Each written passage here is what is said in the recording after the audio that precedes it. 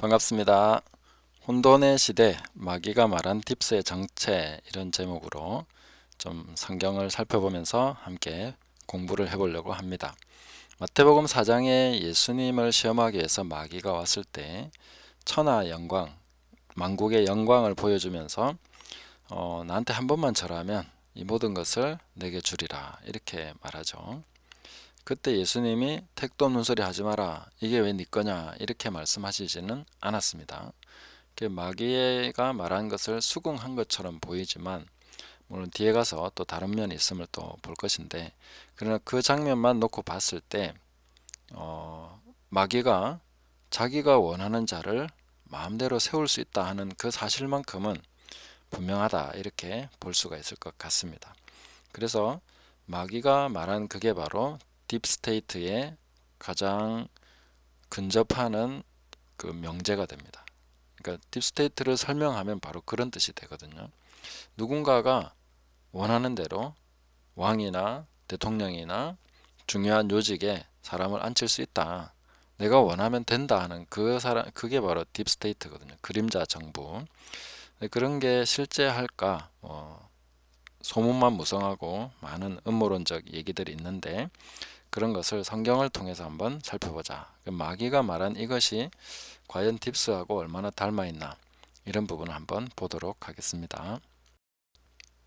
자, 마귀가 예수님을 시험할 때 무슨 자신감을 가졌을까? 이렇게 아주 자신만만하게 얘기를 하죠.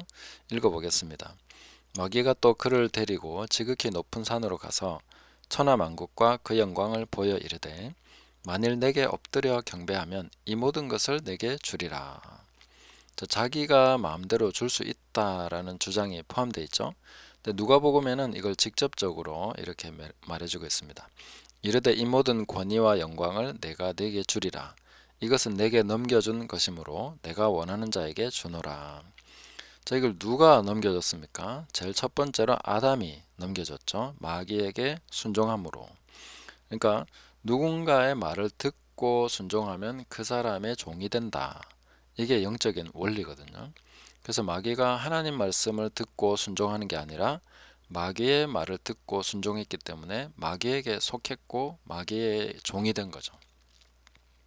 그래서 마귀는 이것을 내게 넘겨줬다, 아담으로부터 넘겨받았다 하는 것이고, 그 이후에도 계속 그 사람들이 마귀에게 이 권리를 넘겨주는 일들이 있었으리라고 볼 수 있습니다. 어떤 이유에서든지 간에.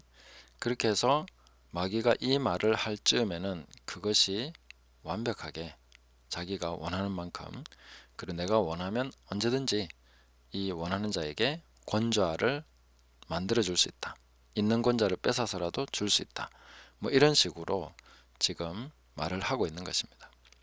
그래서 이 마귀가 언급한 내용이 바로 딥스와 비교해 보면 가장 비슷하다 이렇게 결론을 내볼 수 있습니다. 왜냐하면 딥스, 그림자 정부는 이 배경에 있으면서 전면에 나오지는 않죠.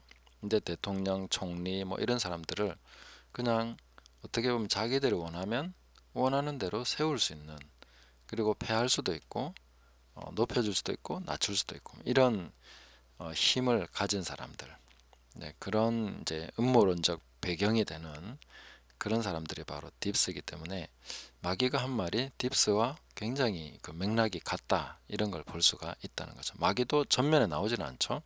항상 배후에 있으면서 자기 뜻대로 다 할 수 있다라고 지금 장담하고 있는 것입니다.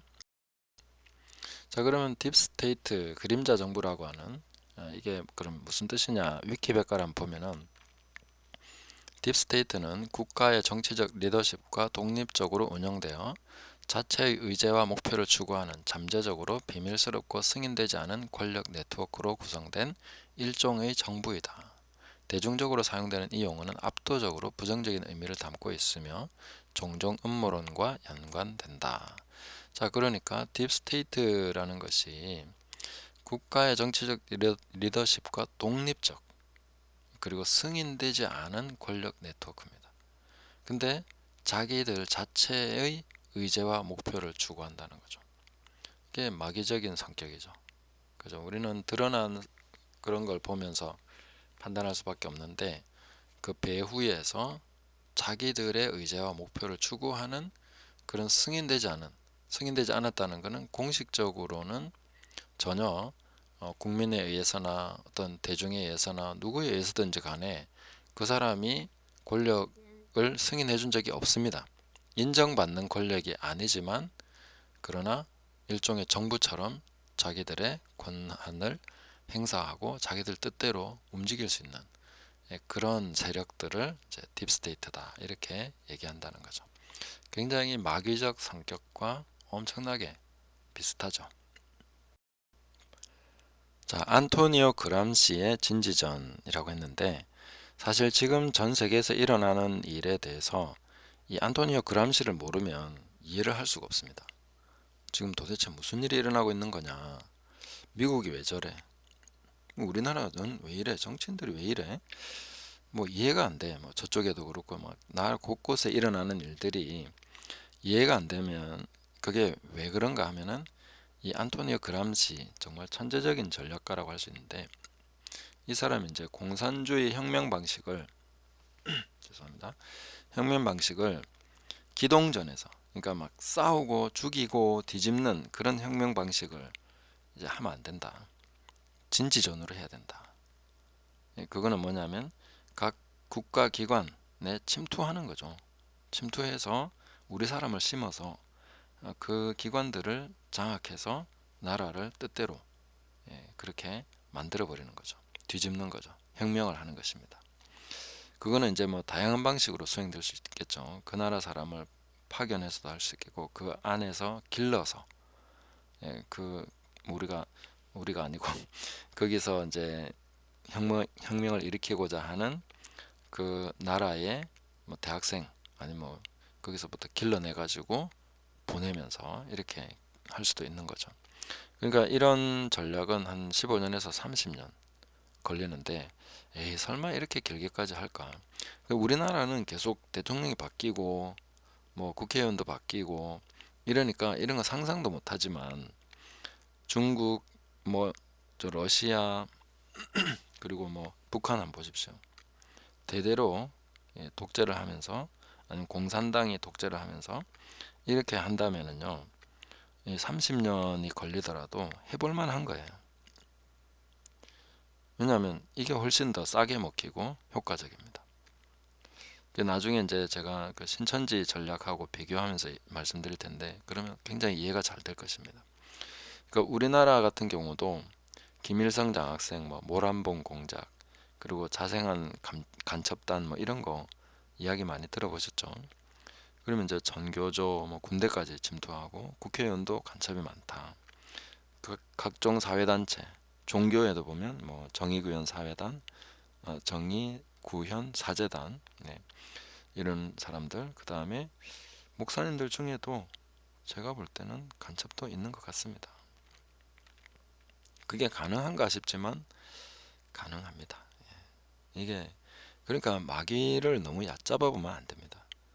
미국도 엄청 엉망이죠. 왜 저 나라가 저렇게 됐나? 그게 그냥 타락해서 그런 것도 있지만 그 의도적으로 미국을 망가뜨리는 세력이 들어가 있다는 거죠. 이런 것이 상당히 중요합니다.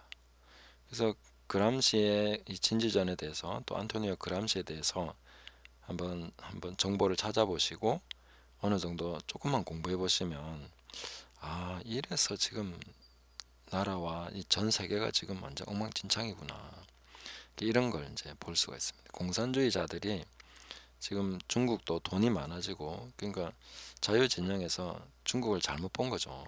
공산주의자들이 돈 맛을 보고 자유의 맛을 보면 스스로 다 이게 무장해제하고 그래 될 거다라고 생각했는데 돈이 많아지니까 오히려 완전 괴물이 돼버렸죠.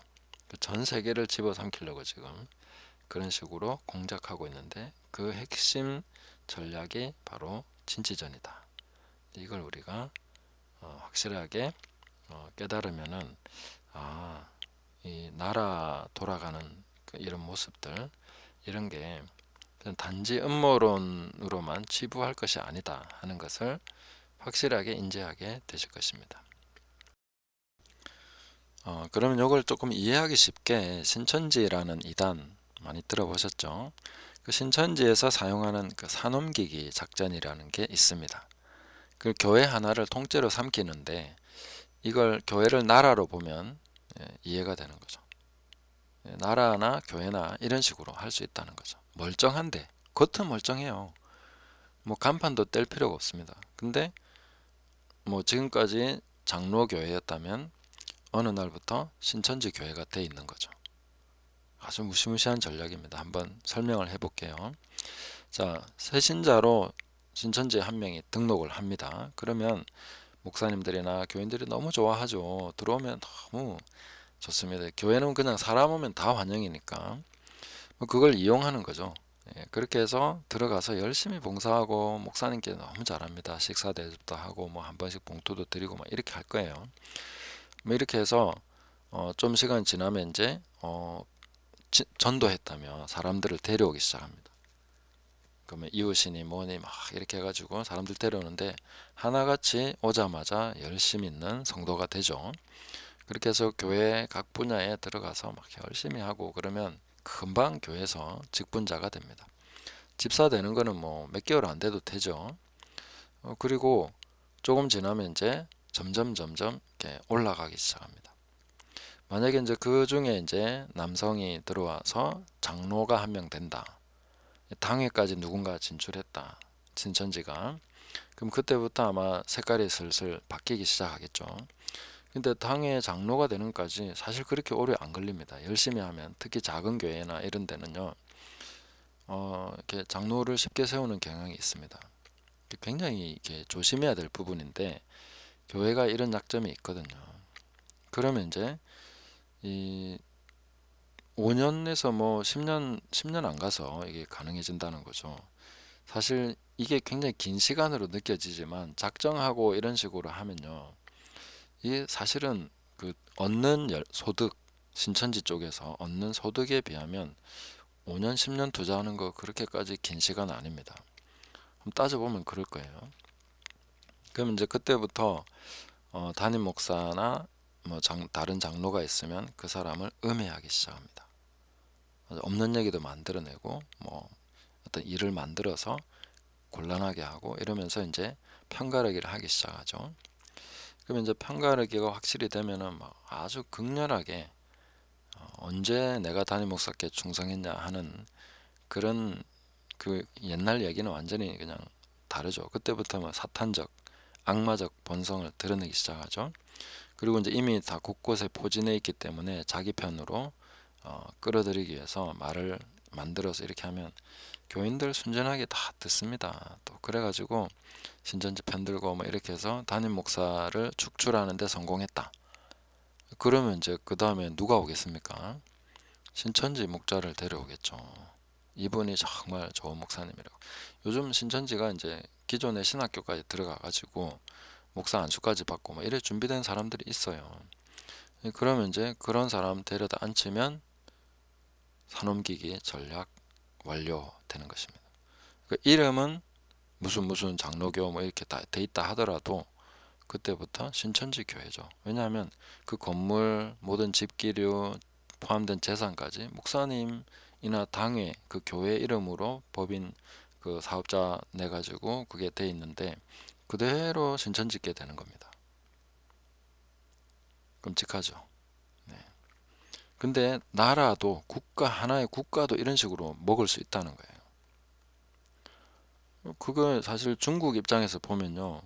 이런 식으로 접근하는 게 진짜 뭐 전쟁하고 사람 죽고 이거보다 훨씬 더 편리한 것입니다. 네. 그래서 이 중국의 관점에서 보면 중국과 북한, 러시아의 관점에서 본다면요. 이런 전략은 정말 너무너무 해볼 만한 거예요.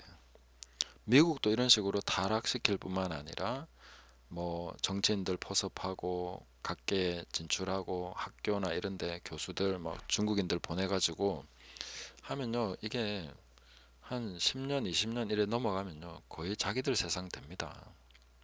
작정하고 이렇게 하는 데는 당하기 어렵습니다. 그러면 이게 정상적인 시스템은 계속 바뀌거든요. 이사도 바뀌고 뭐 대표도 바뀌고 하면서 이렇게 바뀌는데 회사도 하나 이런 식으로 잡아먹기도 하지 않습니까? 작전 세력들이 주식 뭐 이렇게 해가지고 작전 세력들이 회사 하나 집어삼키는 것도 가능하거든요. 그게 사실은 고생고생해서 뭐 하는 것보다 훨씬 더 손쉽게 그 자기들이 원하는 것을 손에 넣는 방식이기 때문에 안 할 이유가 있겠나? 저는 좀 그렇게 생각합니다. 중국 입장에서 돈도 있겠다, 사람 많겠다, 뭐 보내면 오히려 더 이익이죠. 중국 공산당들은 진짜 우리가 상상을 초월하는 일들을 그냥 버젓이 합니다. 영화보다 더 끔찍한 일들이 많습니다.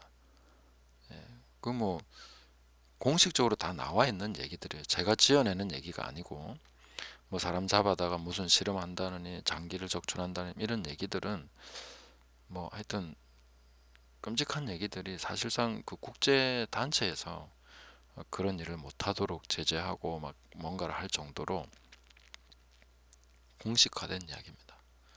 음모가 아니에요. 실제로 있는 일들입니다.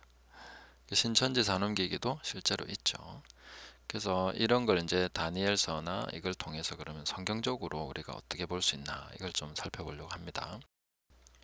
네, 그러면 이제 하나님이 왕을 세우시는데 그 왕이 뭔가 이렇게 잘못될 수 있는 것이냐, 지지해야 되냐, 뭐 안 해야 되냐, 순기능과 역기능이 있는데 이 부분을 다 같이 봐야 됩니다. 성경은 두 가지 다 보여주거든요. 그러니까 다니엘서 2장과 4장은 주인공이 같습니다. 느부갓네살. 그러니까 동일한 왕의 꿈을 해석하는 그런 내용이거든요. 근데 이제 4장부터 보는 건 이제 순기능부터 보려고 하는 것인데요. 그 느부갓네살 왕이 꿈을 꿨는데 큰 나무가 있는데 그게 하늘까지 닿을 듯이 자랐고 그 그늘과 그 이파리가 너무 넓게 퍼져 있어 가지고 이제 짐승들도 모이고 사람들도 모여서 그 아래에서 편하고 과일도 없고 뭐 열매도 없고 이러면서 좋은 그런 시간이었는데 순찰자 하늘의 순찰자들이 이거 베어버린다. 그리고 꽁꽁 동여가지고 때가 이럴 때까지 묶어둬야 된다. 뭐 이런 이제 꿈을 꾼 거예요. 거기에 대해서 이제 다니엘이 해석을 해주는 그런 내용입니다. 읽어보면요. 왕이여 이 나무는 곧 왕이시라. 이는 왕이 자라서 견고하여지고 창대하사 하늘에 닿으시며 권세는 땅끝까지 미치심이니이다. 자, 이 왕은 곧 느부갓네살이라는 거죠. 근데 이 느부갓네살이 자기가 잘나서 왕이 된 줄 알고 이 콧대가 높아져 있는 거죠. 그것을 하나님께서 지금 다루신다 하는 것입니다. 이방 나라 왕도 하나님이 다루십니다. 이방 나라 왕은 하나님과 아무 상관없이 세워지고 그러지 않습니다. 직접 세우셨고 또 잘못하고 교만해지니까 직접 낮추시기도 하고 이런 걸 이제 꿈을 통해서 보여주는 것이죠. 그때에 지극히 높으신 이가 사람의 나라를 다스리시며 자기 뜻대로 그것을 누구에게든지 주시는 줄을 아시리이다. 그 왕이 그거 알아야 됩니다. 하는 그걸 이제 경고하는 것입니다. 그리고 또 그들이 그 나무 뿌리에 그루터기를 담겨두라 하였은즉 하나님이 다스리시는 줄을 왕이 깨달은 후에야 왕의 나라가 견고하리이다. 이렇게 이제 나무 뿌리의 그루터기로서 남아있다가 다시 나라가 견고해질 것인데 그 전에라도 빨리 회개하십시오. 공의를 베푸시고 가난한 자를 긍휼히 여기시고 이렇게 하라고 하는데 안 하죠. 네. 그렇지만 이제 이 모습, 나무로서 보여준 이 모습은 왕의 순기능을 보여주고 있습니다. 그러니까 많은 백성들과 짐승들과 그 주변에 하는 것들을 기름지게 하고 복되게 하는 그런 자리에 세움 받았다. 왕권을 하나님께 주셨는데 그 순기능을 보여준 것이고 그 다음에 역기능을 보여주고 있는데 이 금신상에는 금속 신상으로 대변될 수 있는 이 신상이죠. 그래서 하나님이 세우신 건 맞습니다. 느부갓네살이 하나님 세우신 왕이 맞지 않습니까? 그래서 다니엘서 2장 37절 보면요.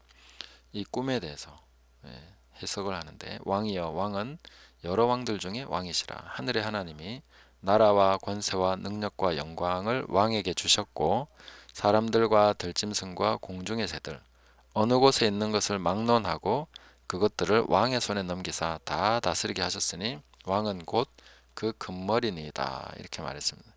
그러니까 금으로 된 머리 바벨론, 그 다음에 메데 파사, 다리오 왕과 그 왕들이 있었고, 그 다음에 헬라 제국이 있었습니다. 그 다음에 이제 로마 제국이 있는데, 이 시간을 쭉 보면은 이 제국이 바뀌고 왕이 바뀌는데, 우리는 이제 이걸 뭐 역사로서만 이렇게 쭉 보는데, 저는 이 부분에서 우리가 주목해야 될 것이 중요한 부분이 빠졌다고 봤습니다. 그 사람들이 이 부분을 거의 얘기를 안 하는데, 왜냐하면은 이 제국이 계속 지나오면서 이 신상이 완성이 되는 거지 않습니까? 신상이 하루아침에 만들어진 게 아니고 금머리, 은 몸통, 뭐 이렇게 동으로 된 이 다리와 그 다음에 이 쇠로 된 그 넓적다리까지 이제 몸통, 허리까지 이제 동이고 쇠로 된 다리와 발 이렇게 되니까 이게 지금 제국이 바뀌면서 오히려 금속 신상이 완성됐다라고 보여주지 않습니까? 이 관점이 상당히 중요하다는 거죠. 그러니까 이게 역기능이면서 마귀적 어떤 아젠다가 제국이 계속 이렇게 지나오면서 뭔가가 완성되고 있네 하는 걸 보여준다는 것이죠. 이 부분을 성경 읽으면서 대부분 다 놓치더라고요. 그래서 이걸 우리가 생각하면 마태복음 4장에서 마귀가 한 말이 뭐지? 그러니까 로마 시대 AD 예수님 오신 AD 뭐 30년쯤에 그런 일이 있었지 않겠습니까? 공생애를 시작하는 그 시점에 뭐 30년에서 한 33년 이 정도 볼 수 있는데 그러면은 지금 이 바벨론 제국이 세워져서 느부갓네살이 하고 이제 로마 제국의 그 중반 뭐 이 정도까지 넘어가는 중초반 이 정도까지 갔을 때 일인데 그때쯤에 이제 이 금신상이 금속신상 계속 헷갈려 죄송합니다. 금속으로 된 신상이 완성이 됐다는 거 아닙니까? 그러니까 마귀가 내가 원하는 자에게 다 줄 수 있어 이제 굉장한 자신감을 가지고 자기가 생각하고 진행했던 그 딥스테이트에서 이렇게 중요하게 우리가 봤던 거 있지 않습니까? 그 어젠다가 완성이 된 거예요. 자기의 목표, 자기의 어젠다. 그걸 가지고 꾸준히 600년 넘게 공을 들였는데 그게 이제 완성됐다 하는 거죠. 네, 완성이 됐습니다. 그러니까 이 모습을 보면서 이게 뭐지? 그러면 이제 이런 것이 이제 음모론이 막 터져 나오는 그 배경이 되는 영적인 배경이다 이렇게 볼 수가 있겠죠. 600년 정도의 형성기를 보여줬는데 그러면 마귀가 자기가 원하는 대로 다 줄 수 있다고 했지 않습니까? 근데 살펴보면 마귀가 항상 자기 뜻대로 할 수 있었던 거 아닙니다. 느부갓네살에 하나님 세우셨는데 그 느부갓네살의 어떤 하나님이 주신 권세와 그런 것, 제도와 이런 것들을 마귀는 자기의 어젠다로 이렇게 변형시켜서 역기능적인 일을 시작한 것이죠. 이름도 바벨론이지 않습니까? 이 바벨성, 니무롯이 시작했던 그 반역의 굉장히 중요한 어떤 영적인 의미가 담긴 이름이지 않습니까? 바벨론. 그래서 이 계시록에 가서 보면은 음녀 바벨론이라고 얘기하죠. 이런 어젠다가 같이 연결이 되는 것입니다. 바벨론이 그게 머리고 금이고 가장 찬란하게 시작한 거기서부터 계속해서 이런 이제 마귀적 어젠다가 완성이 돼가는 모습들. 그래서 마귀는 처음부터 자기가 마음대로 패하고 세우고 이게 할 수 있었던 것이 아닙니다. 고레스 왕은 하나님이 세우신 왕이죠. 예언된 왕이 와서 그렇게 해서 이제 성전 건축과 이런 포로를 돌려보내는 이런 일들을 했지 않습니까? 그러나 시간이 갈수록 마귀적인 딥스테이트, 그림자 정부의 역량이 강화됐음을 알 수 있다. 이제 자기가 원하기만 하면 원하는 왕을 세울 수 있어. 이런 자신감이 어느 시점에서 이제 완성된 그런 모습을 보여준다. 이렇게 이해할 수 있다는 거죠. 근데 이 해석이 모든 정답이다 이 얘기는 아닙니다. 그렇게 볼 수 있는 관점이 있다. 하나의 관점으로서 이해하시면 되겠습니다. 자, 그런데 이제 예수님의 답변. 그러면 이제 마귀가 모든 걸 다 자기 마음대로 할 수 있나? 예, 그러면 우리가 낙심하게 되겠죠. 절대 그렇지 않다. 예수님은 마귀가 그렇게 얘기했지만 쓸데없는 소리 하지 마라. 예, 그러니까 마귀가 뭐 없는 얘기 한 건 아니에요. 근데 전혀 네 뜻대로 되지는 않는다. 그 사탄아 물러가라. 기록되었으되 주 너의 하나님께 경배하고 다만 그를 섬기라. 그러니까 마귀적 어젠다가 완성된 시기에 예수님이 오신 것입니다. 네. 그 때가 찬 것에 어느 정도 그것도 예, 하나의 중요한 그 채움에 하는 부분이겠죠. 그런데 그 마귀적 어젠다가 완성이 된 그 시점에서 예수님은 그런 소리 뭐 들어봐야 너는 그냥 물러가라. 주 너의 하나님께 경배하고 다만 그를 섬기라. 우리가 중요하게 포인트를 맞추고 해야 될 것은 하나님을 경배하는 것이다. 뭐 세상을 줄 수 있다고 얘기하니까 거기에 영혼을 파는 정치인들 많지 않습니까? 그죠? 그 지금 뭐 우리나라에 돌아가는 이 상황을 보면 이 영혼을 팔아먹은 것 같은 그런 정치인들의 눈에 띕니다. 불쌍한 사람들이죠. 권력 그게 뭐라고 그거 잡으려고 영혼까지 팝니까? 거짓과 이런 걸 그냥 다 거기에 함몰돼 가지고 그런 식으로 껍데기만 앉아 있는 그런 모습을 보면요, 야, 저 사람 어쩌려고 저렇게 하나? 예? 자기 영혼을 팔아가지고 권력이라는데 기생해가지고 뭘 얻으려고 하는 거지? 예, 그건 참 불쌍한 인생이 된 것이죠. 빠져나오지도 못합니다. 그러니까 이런 마귀적 그 딥스테이트가 파괴되고 부서질 때 뭐 자기도 이제 파멸하게 되는 거죠. 우리는 그런 세상을 막 어떻게 얻으려고 하는 거기에 집중하지 말고 그러다 보면 마귀에게 속아 넘어가죠. 주 너의 하나님께 경배하고 다만 그를 섬기라. 너희들은 하나님께 경배하고 그를 섬겨라. 근데 뭐 그러면 이제 예배만 잘 드리면 돼. 이 얘기는 아닙니다. 그러니까 이제 우리가 이 부분을 잘 보셔야 돼요. 그러니까 결정적인 그 분기점에서 하나님만 경배하면 된다 하는 그 입장을 견지하는 것이 맞습니다. 근데 예수님이 그 이후에 정말 그렇게만 했습니까? 예배만 드렸어요? 그게 아니죠. 뭐 사람들을 가르치고 베풀고 하면서 뭐 헤롯에 대해서나 빌라도에 대해서나 예수님은 담대하게 할 말은 하시고 그러나 주님 아버지께서 주신 그 잔을 가지고 그 부르심을 끝까지 가는 것 그것이 가장 중요한 거죠. 그게 바로 하나님께 경배하고 다만 그를 섬기라 이 말씀의 참된 뜻인 거죠. 그러니까 우리는 그냥 교회에서 예배만 드리면 돼. 이 얘기가 이런 식으로 전락시키면 안 되는 말씀입니다. 끝까지 하나님께 순종하고 충성하고 우리 갈 길을 가야 된다. 그 하나님의 부르심을 따라서 가야 된다. 그렇죠. 예, 만약에 이승만 대통령이 예배만 잘 드리면 돼 이랬으면 대한민국이 존재하지 않았겠죠. 그분이 얼마나 치열하게 싸우고 이런 것 그분의 부르심이 그거였거든. 그죠? 그래서 그걸 통해서 지금 대한민국이 여기까지 왔지 않습니까? 예, 그러니까 우리도 그런 부르심을 따라서 가고 있다. 이승만 대통령이 굉장히 중요한 롤 모델이 될 수 있겠죠. 그냥 예배만 드리고 있으면 돼. 그러면 안 됩니다. 신사 참배할 때도 우리는 교회만 지키면 돼 하면서 신사 참배까지 다 했던 그런 사례들이 있지 않습니까? 그거 아니죠. 오히려 그건 배교라고 봐야 되겠죠. 그리고 지금 상황에서 뭐 정치 신경 안 쓰고 뭐 예배만 잘 드리면 돼. 일종의 배교에 가깝습니다.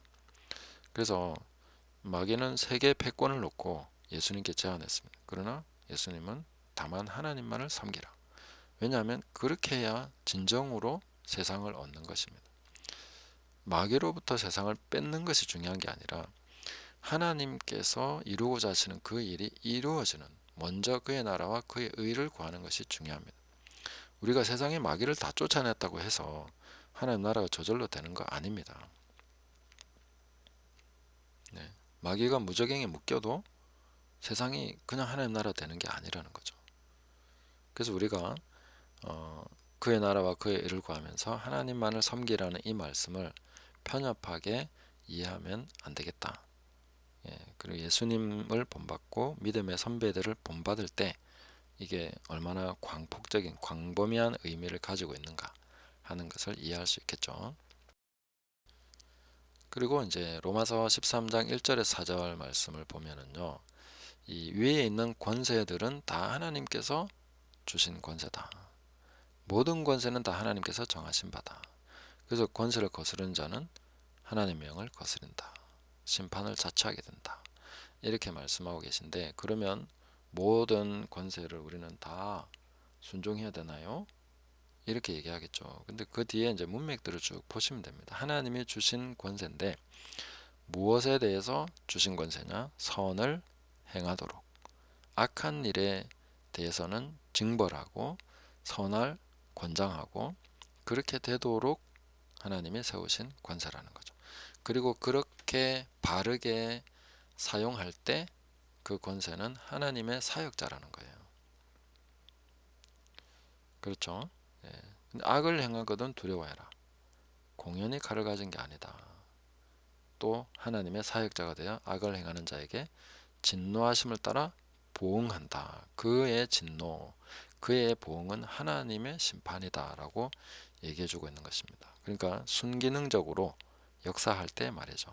역기능적으로 할 때 말하는 것은 아닙니다. 조금 더 따져보면요. 그 사역자들에게 주신, 그러니까 로마의 권세자에게 주신 칼은 하나님의 칼이죠. 그리고 공연히 라는 단어는 목적이 없지 않다. 그러니까 목적에 따라서 사용되어야 된다는 얘기입니다. 그 목적에 따라서 사용될 때는 그것이 하나님의 도구, 하나님의 심판을 대행하는 그런 의미를 가지고 있다 하는 것입니다. 근데 당시 로마의 관리들, 뭐 총독들 이런 사람들이 어떤 사람들입니까? 전부 다 뭐 신실한 크리스찬입니까? 성경 말씀을 믿고 예수님을 경배하는 그런 예수님을 따르는 자들입니까? 전혀 아니죠. 그런 사람 극소수 있을까 말까 하고 대부분은 황제 숭배자들입니다. 그리고 로마서 기록 당시 황제는 네로입니다. 가장 악명 높은 왕이죠. 그러니까 이걸 우리가 어떻게 이해해야 되겠습니까? 순기능적으로 사용할 때 그 칼은 하나님의 칼입니다. 이렇게 이제 이해하면 된다는 것이죠. 그래서 그들이 하나님의 사역자야. 그럼 그거는 법에 맞게 법관들이 그 법에 맞게 자기의 역할을 감당하면 그 법관이 내리는 판단은 하나님의 판단입니다. 뭐 감옥형을 때리든 무죄를 선언하든 뭐 그게 바로 하나님께서 심판하시는 게 되는 거죠. 근데 뇌물을 먹고 정치적 판단을 하고 부하내동해서 뭐 이렇게 판단하면 그거는 아니죠. 역기능이죠. 그러니까 딥스테이트에 부역하는 그런 판사가 되는 거죠. 정치인들도 마찬가지고. 그러니까 순기능과 역기능 두 가지 관점에서 이런 일들을 해석해 볼 수 있다. 네, 그걸 우리가 봐야 되겠다는 것입니다. 그리고 우리가 그럼 그런 딥스테이트가 어떻게 존재할 수 있습니까? 라고 질문한다면은 마귀는 항상 조직을 사용합니다. 활용합니다. 왜냐하면 무소부재할 수가 없죠. 한 번에 한 자리에 있을 수밖에 없습니다. 그러면 요한계시록 2장에 보면 마귀가 어디 있습니까? 버가모에 있죠. 버가모에 권자가 있고 그게 마귀가 사는 데라고 얘기합니다. 하나님이 사시는 곳은 아닙니다. 그죠? 하나님은 모든 곳에 계시고 또 이 땅 지구 전체가 하나님의 발등상입니다. 성전을 지어 놓고도 솔로몬은 이 성전이 뭐 하나님의 집이 계시다는 게 아니라 우리가 만민이 기도하는 집이지 이게 하나님의 집이 아니라는 거예요. 네. 그런데 마귀는 집이 있어야 되고 조직이 없으면 전 세계적인 영향력을 행사할 수 없다. 그래서 에베소서 6장 12절에 보시면 우리의 씨름은 혈과 육을 상대하는 것이 아니요 통치자들과 권세들과 이 어둠의 세상 주관자들과 하늘에 있는 악의 영들을 상대합니다. 우리가 지금 어떤 싸움을 싸우고 있습니까? 혈과 육을 상대하는 게 아닌데 크리스천들이라고 하면서도 음모론을 그냥 단지 정말 음모론으로만 치부해버리는 것은 저는 좀 아니라고 생각합니다. 물론 모든 음모론을 다 믿으라는 얘기는 아닙니다. 근데 우리가 마귀를 생각하고 이 마귀가 어떤 존재고 우리가 어떤 싸움을 싸우고 있는지를 이해한다면 음모론을 쉽게 무시하지는 못합니다. 뭔가가 있기 때문이죠. 그 마귀적 어젠다가 그 안에 있기 때문에 분명히 뭔가 배후에 뭐가 있구나. 그게 그냥 마귀가 그러면 사람들의 정신에만 막 역사해서 그러는 게 아니라는 거죠. 조직 자체가 마귀적 조직들이 있는 것입니다. 딥스테이트 같은 마귀적 어젠다를 위한 조직이 있는 거예요. 그 사람들은 자기가 마귀에게 부역하고 있다는 생각을 하는지 안 하는지 모르겠지만 그 안에 있으면 그 일을 하는 그런 조직이 있다는 겁니다. 네. 그래서 보면 통치자들, 권세들, 어둠의 세상 주관자들, 하늘에 있는 악의 영들 이렇게 단계가 나눠지죠. 먼저 언급된 게 더 하위급입니다. 통치자, 이 아르케 하면은 그냥 뭔가 굉장히 본질적이면 원색적인 그런 영들이죠. 폭력, 거짓말, 이런 거 있지 않습니까? 그러니까 분노, 미움, 이런 거 굉장히 원색적인 그런 감정과 연관된 그런 게 이제 통치자들. 권세자들은 조금 더 엑수시아라고 해서 좀 더 지배하는, 그러니까 그 한 사람의 정신과 삶을 지배하는 그런 세력들. 그 세력은 이제 그걸 통해서 더 영향을 크게 넓힐 수 있겠죠. 그러니까 그 영향을 넓혀가지고 어떤 그 가정이나 아니면 그 그룹 이런 데서 교회나 이런 데서 이제 강하게 영향을 줄 수 있는 거죠. 어떤 단체나 이런 데서도 그런 비슷한 성격을 가지게 됩니다. 그 단체 안에 있으면. 그러니까 통치자들이 하위고 그 권세자들이 이제 그 장악하기 시작하면 점점 더 그런 세력화되는 그런 현상이 일어나겠죠. 그리고 그런 게 이제 하나의 문화와 사상과 이런 걸 이제 형성해 버린 것이 어둠의 세상 주관자들입니다. 네. 그리고 하늘에 있는 악의 영들은요, 이런 하위급들이 방향을 잡을 수 있도록 이렇게 방향타, 그러니까 바람과 같은 역할. 그러니까 하늘에서 바람이 불면 그게 크게 세지는 않은데 이 나쁜 냄새나 이런 게 그쪽으로 몰려가겠죠. 그런 식으로 역사한다고 보시면 됩니다. 그래서 오히려 하늘에 있는 악의 영들은 이게 강하게 뭔가를 하는 게 아닙니다. 살짝 푸시하는 그런 식으로 해서 사람들의 마음이 한쪽으로 쏠리게 하는 이런 식으로 역사하게 됩니다. 그래서 이제 그렇게 해서 유행, 흐름 어떤 그런 걸 형성하면서 이게 말씀으로부터 또 거룩함으로부터 깨끗함으로부터 계속 멀어지게 하고 거짓과 이런 것들로 동조되게 하는 그런 분위기 형성이죠. 그래서 이번에 이제 CIA에 신고하는 이런 거 있지 않습니까? 그건 진짜 이 하늘에 있는 악의 영들에게 한 방 먹인 그런 일입니다.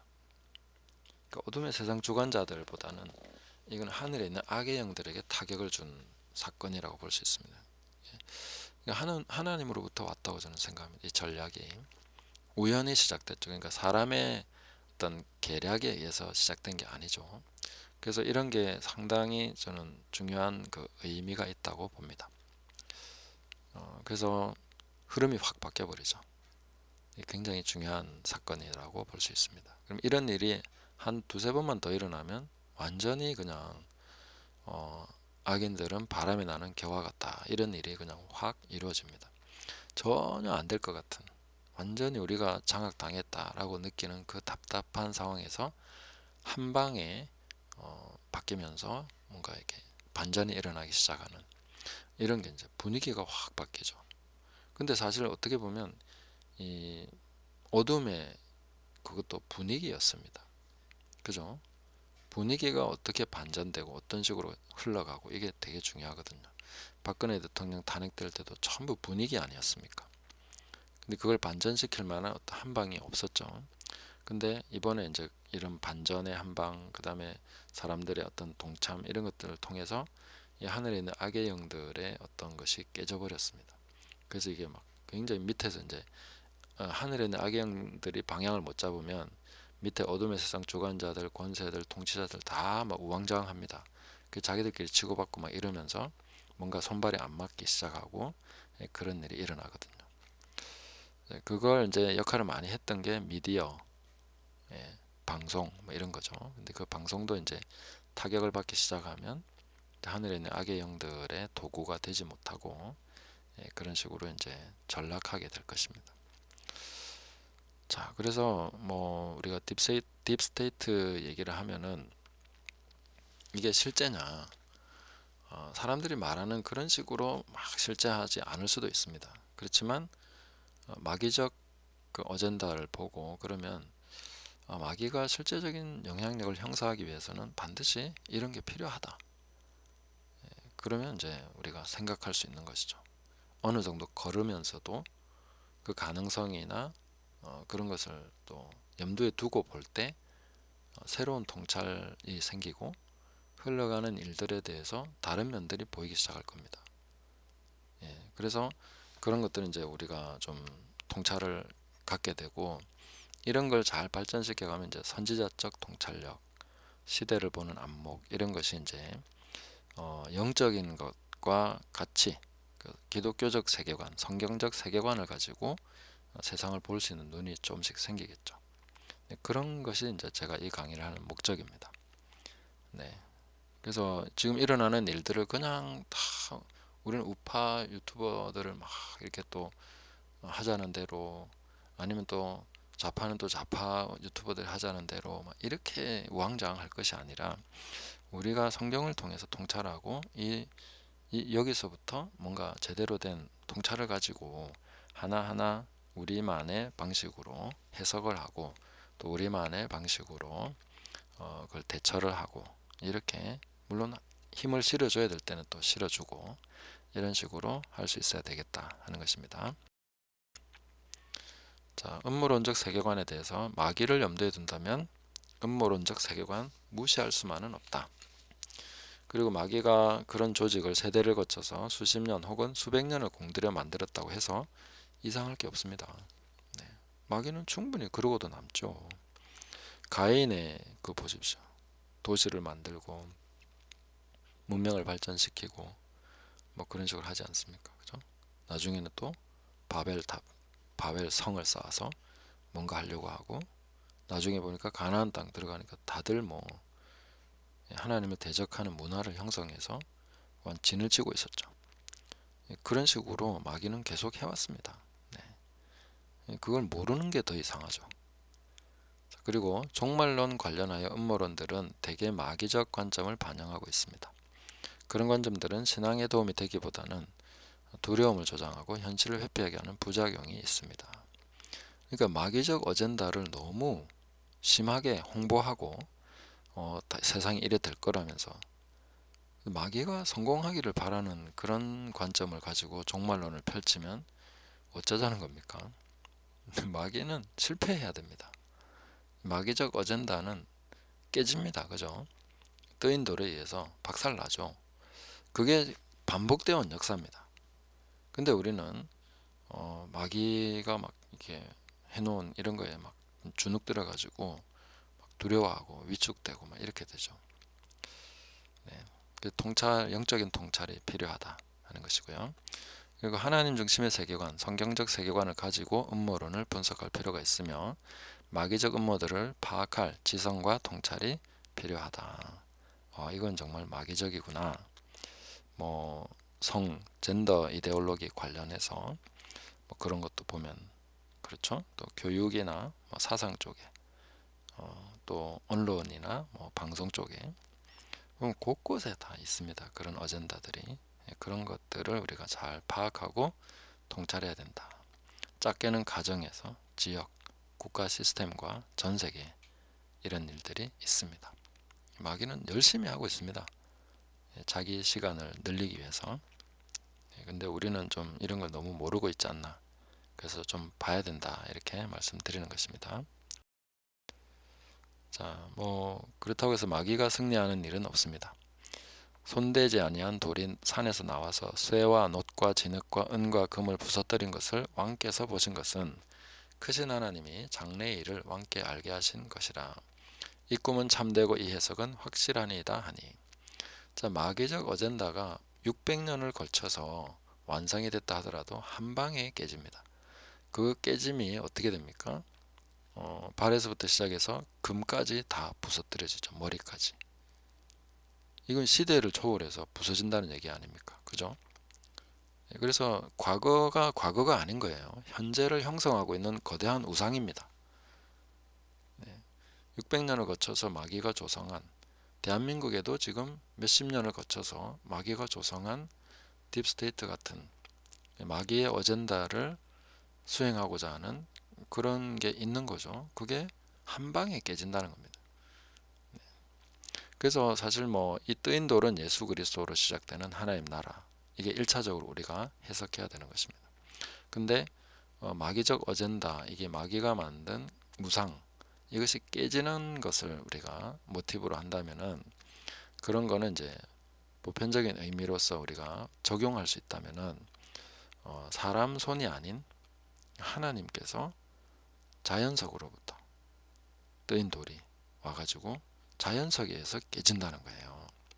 그러니까 우리는 뭐 경찰이나 검찰이나 판사가 잘해서 이게 뭔가 될 것 같은데, 그런 어떻게 보면 인위적인 것보다는 갑자기 어딘가에서 나온 돌이 깨버린다는 거예요. 네, 그런 일이 일어난다는 것입니다. 그러면 이제 거기에 역기능을 하던 그 우상이 회파돼 버리는 거죠. 그럼 순기능이 살아나겠죠. 네, 순기능이 이제 정신 차리고 나무로서 그늘과 이파리와 열매와 이런 것들을 제공하고, 그런 나라가 돼야 복된 나라 될 수 있는 거죠.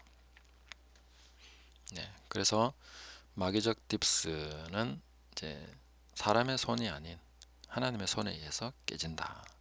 그래서 우리는 굉장히 절망적으로 느끼지만 하나님의 한 방이 이 모든 것을, 거대한 우상, 진짜 수십 년 혹은 수백 년을 거쳐서 공들여서 만든 우상이 그냥 진짜 산에서 뜨인 돌이라는 게 뭡니까? 이게 무슨 가공한 것도 아니고 갑자기 어디서 나와가지고 이 돌에 의해서 그게 다 깨져버린다는 거예요.